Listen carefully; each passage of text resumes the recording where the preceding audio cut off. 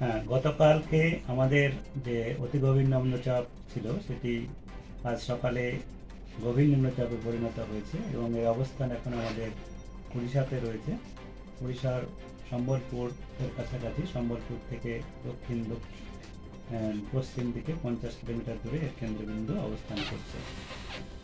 এর প্রভাবে আমাদের পশ্চিমবঙ্গের, মূলত আমাদের উত্তরবঙ্গের দিকে প্রচুর পরিমাণে জলীয় বাষ্প প্রভাবিত হচ্ছে, যার জন্যে আমাদের রাজ্যের যেটা পূর্বাভাস দেওয়া হয়েছে আগামী কয়েকদিনের জন্য, সেটা হলো দক্ষিণবঙ্গে আগামী 24 ঘন্টায় আমাদের পশ্চিমের কয়েকটা জেলা যেমন এবং উত্তরের জেলা যেমন মুর্শিদাবাদ, বীরভূম, পুরুলিয়া, পূর্ব পশ্চিম বর্ধমান, বাঁকুড়া এবং পশ্চিম মেদিনীপুর, এইসব জেলাতে এক দু জায়গায় ভারী বৃষ্টিপাত হওয়ার সম্ভাবনা আছে।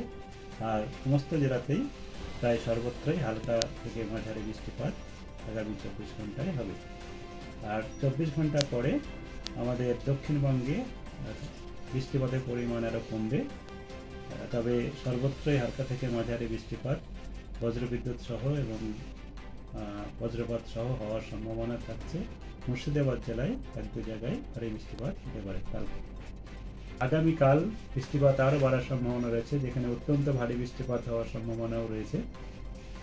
অত্যন্ত ভারী বৃষ্টিপাত যেটা হওয়ার সম্ভাবনা রয়েছে সেটি জলপাইগুড়ি এবং আলিপুরদুয়ার জেলাতে।